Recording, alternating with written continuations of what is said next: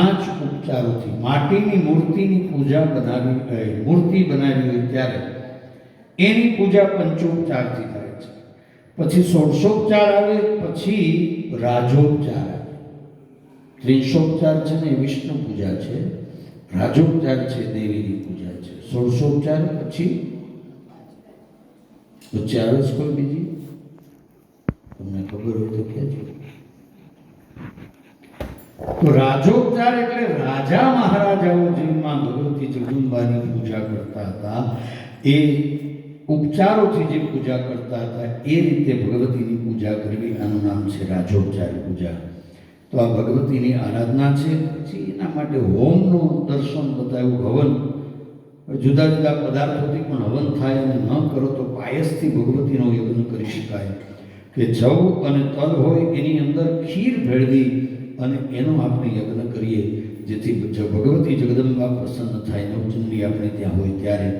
તો આ બધું પાત્રા સાધનનું વિધિ તો હવે એ તો બધા કોઈ કર્યું ન હોય એટલે એને ખબર ન હોય. પાત્રા સાધન આખી એક અલગ જ વસ્તુ છે, એ દેવીની જ આરાધના છે. પાત્રા સાધનનો વિધિ છે, બહુ મોટો વિધિ છે. અને હમણાં મારે આફ્રિકા જવાનું થયું પાત્રા સાધન કરવા માટે. પાત્રા સાધન તો ભગવતીની પૂજાનો એક પ્રકાર છે પાત્રા સાધન. એ પછી ક્યારેક સમય હશે ત્યારે સમજાવીશ, કારણ કે એ તો બહુ અઘરો છે.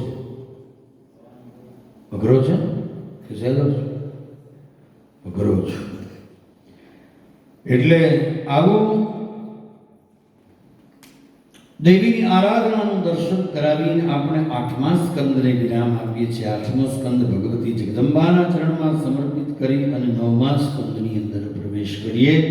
9મા સ્કંદની અંદર પ્રવેશ કરતા અહીંયા 9મા સ્કંદની અંદર 5 પ્રકૃતિનું આખ્યાન બતાવ્યું છે. પંચધા જે પ્રકૃતિ છે, પ્રકૃતિનું અહીંયા આખ્યાન બતાવવામાં આવ્યું છે.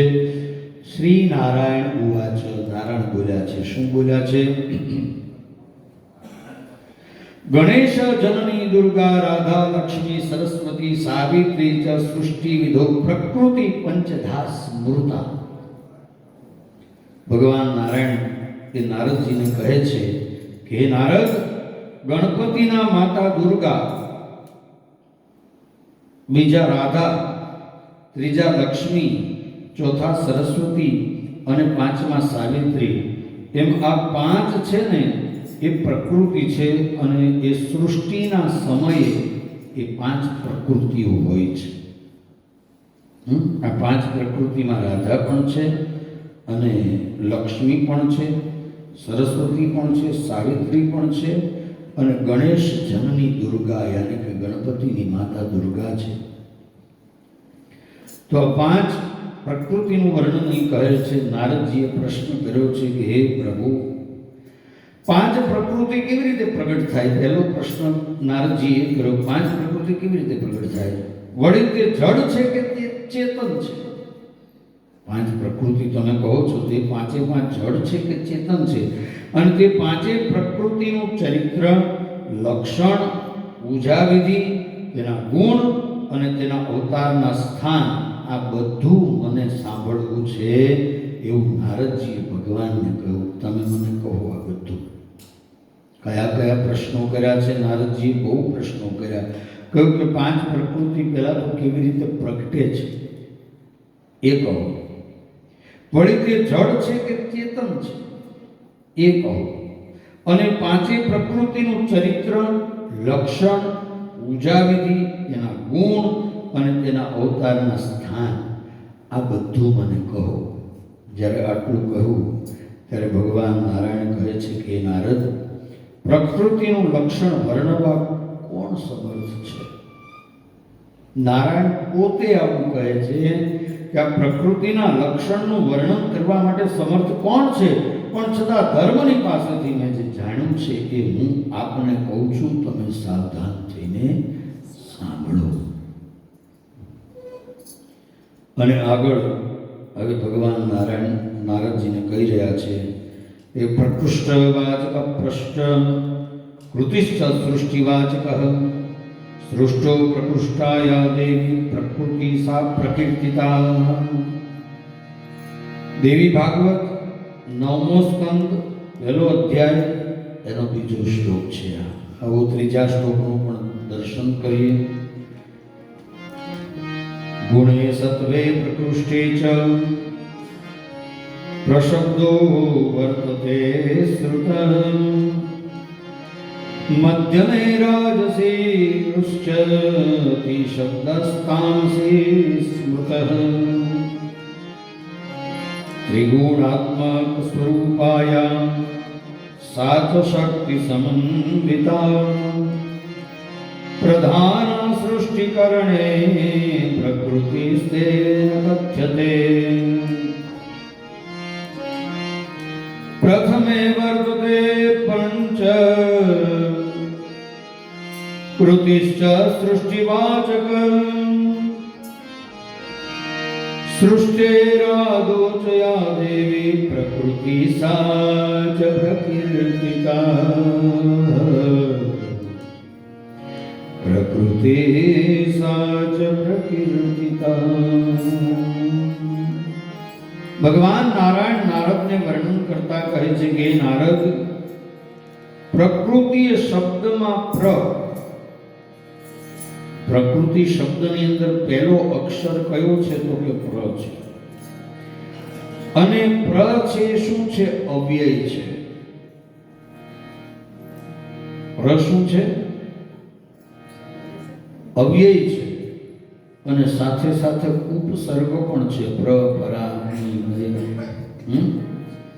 આ બધા ઉપસર્ગો છે. તો પ્ર છે, ઉપસર્ગ પણ છે, અવ્યય પણ છે. અને કૃતિ છે એ સૃષ્ટિવાચક છે. પ્રઉપસર્ગ છે અને કૃતિ છે એ સૃષ્ટિવાચક છે. એટલે સૃષ્ટિમાં જે સર્વોત્કૃષ્ટ છે તે કોણ છે તો કે કહ્યું કે તે દેવીમાં ભગવતી જગદંબા છે. પ્રકૃતિમાં શ્રેષ્ઠ છે એ કોણ છે તો કહ્યું કે માં ભગવતી જગદંબા રહેલા છે. અને એટલા જ માટે માં ભગવતી જગદંબાને પ્રકૃતિ સ્વરૂપા કહેવામાં આવ્યા છે. ત્યારબાદ આગળ કહ્યું કે પ્ર અવ્યય છે અને પ્રકૃષ્ટ સત્વગુણનો વાચક છે અને ક્રુ એ વચલા રજોગુણનો વાચક છે અને તિ એ તમોગુણનો વાચક છે. એટલે ત્રણેય ગુણોની સામ્યાવસ્થા રૂપ સર્વ પ્રકારની શક્તિઓથી યુક્ત તથા સૃષ્ટિ રચવામાં જે મુખ્ય છે તેને પ્રકૃતિ કહેવામાં આવે છે. પ્ર એટલે પ્રથમ અને કૃતિ એટલે સૃષ્ટિ, અર્થાત સૃષ્ટિની આદિમાં જે દેવી રહેલા છે તેને પણ પ્રકૃતિ કહેવામાં આવે છે. તો બધા એક પછી એક એના જેટલા અર્થો કરીએ એટલા એના અર્થો થાય. તો નારાયણ ભગવાન નારદને કહે છે કે આ જે પ્રકૃતિ છે તેનાથી યુક્ત થઈને પરમાત્મા સંયુક્ત સ્વરૂપવાળા બની અને પછી આ સૃષ્ટિની રચના કરે છે. શું કરે છે? સૃષ્ટિની રચના કરે છે. આ રીતે સંયુક્ત થયેલ પરમાત્માના દેહનો જમણો અડધો ભાગ એ પુરુષ છે અને ડાબો અડધો ભાગ એ કૃતિ એટલે કે પ્રકૃતિ એટલે કે સ્ત્રી છે. પ્રકૃતિ બ્રહ્મ સ્વરૂપ છે, નિત્ય અને શાશ્વત છે. જેવી રીતે અગ્નિમાં દાહક શક્તિ સહજ છે તેવી જ રીતે આત્મામાં તેની શક્તિ સહજ છે અને તે શક્તિ એનું જ નામ પ્રકૃતિ છે. એ શક્તિનું નામ જ પ્રકૃતિ છે. એટલે અહીંયા પુરુષ અને પ્રકૃતિનું વર્ણન છે. તો ભગવાન કહે છે કે નારદ, યોગીઓ છે સ્ત્રી પુરુષના ભેદને માનતા નથી. જે યોગીઓ છે ને એના માટે સ્ત્રી કોણ ને પુરુષ એના માટે તો બધું જ સરખું છે. એટલે સ્ત્રી પુરુષના ભેદને માનતા નથી પણ સર્વ જગત બ્રહ્મમય છે, નિત્ય અને શાશ્વત છે આવું માને છે. કોણ? યોગીઓ. સર્વ જગત બ્રહ્મમય છે, નિત્ય છે અને શાશ્વત છે. આવું યોગીઓ માને છે. અને ત્યાંથી આગળ કહીએ તો સ્વેચ્છામય ભગવાન શ્રી કૃષ્ણ પરમાત્મા સૃષ્ટિ રચવા માટેની ઈચ્છા થતાં તે ઈશ્વરી મૂળ પ્રકૃતિ પ્રગટ થઈ અને ત્યારબાદ પરમાત્માની આજ્ઞા થતાં તે પ્રકૃતિ ભક્તો ઉપર કૃપા કરવા માટે 5 પ્રકારના થયા. તેમાં ગણેશની માતા દુર્ગા છે, જે શિવને પ્રિય છે. ગણપતિની માતા જે દુર્ગા છે એ ભગવાન ભોલે બાબાને પ્રિય છે. નારાયણી છે એ વિષ્ણુ માયા અને પૂર્ણ બ્રહ્મ સ્વરૂપ છે. સર્વના અધિષ્ઠાત્રી અને શિવ સ્વરૂપ તે સનાતની દેવીને બ્રહ્માદિક દેવતાઓએ, મુનિઓએ તથા મનુષ્યોએ પૂજ્યા છે અને એટલે તે દુર્ગા દેવી સત્ય ધર્મવાળા છે. હવે આ દુર્ગા દેવીનું અહીંયા આટલું મોટું દેવી ભાગવતની અંદર વર્ણન છે. મા ભગવતી, પરાંબા, જગદંબા છે. હવે એને કેટલાક મૂર્ખાઓ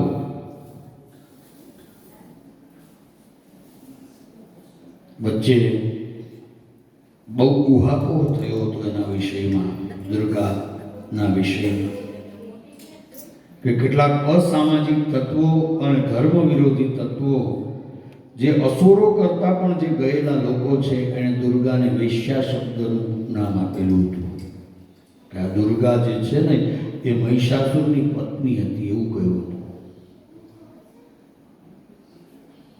ખબર નહીં આપણું લોહી ઉકળતું કેમ નથી આ બધું સાંભળીને કે વાંચીને કે આ બધું જોઈને. બહુ શાંત થઈને આપણે બેઠા હોઈએ છીએ.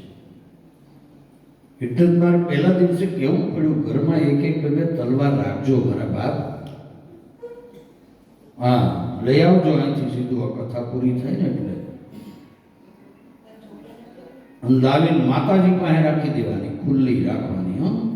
અને ઉપર એક લીંબુ ભરાવી દેવાનું. કોઈ આવે કે માતાજીનું છે, જરૂર પડે તો હાથમાં લઈ નીકળી જવાનું.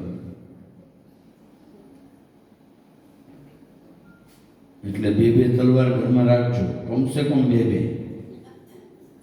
હા, બે બાજુ માતાજીનું મંદિર હોય ને, બે બાજુ એક આમ ઊભી રાખવાની ખુલ્લી, અને બે ઉપર એક લીંબુ ભરાવી દેવાનું. હા, આમાં તો આપણું લોહી ઉકળશે નહીં તો સાહેબ આપણું પતન નિશ્ચિત છે. હા, કારણ કે આવા અસામાજિક તત્વોનો હવે પાર નથી.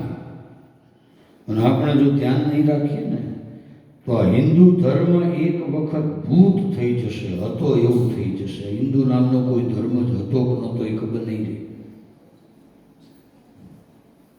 અને ધર્મનું રક્ષણ કરવું એ આપણી પહેલી ફરજ છે. અને એના માટે આપણે ઘાતક બનવું પડે તો એ પણ મંજૂર છે. હા,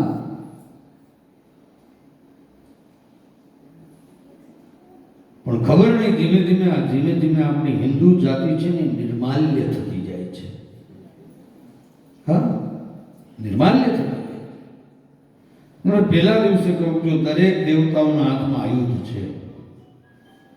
એ કૃષ્ણ એ બંસી, તમે કહેશો કૃષ્ણના હાથમાં તો બંસી છે, પણ કૃષ્ણએ બંસી 11 વર્ષ સુધી જ રાખી છે પોતાની પાસે, પછી બંસી મૂકી દીધી છે. અને પછી હાથમાં સુદર્શન ચક્ર ઉપાડ્યું છે, ધનુષ ને બાણ ઉપાડ્યા છે. હા,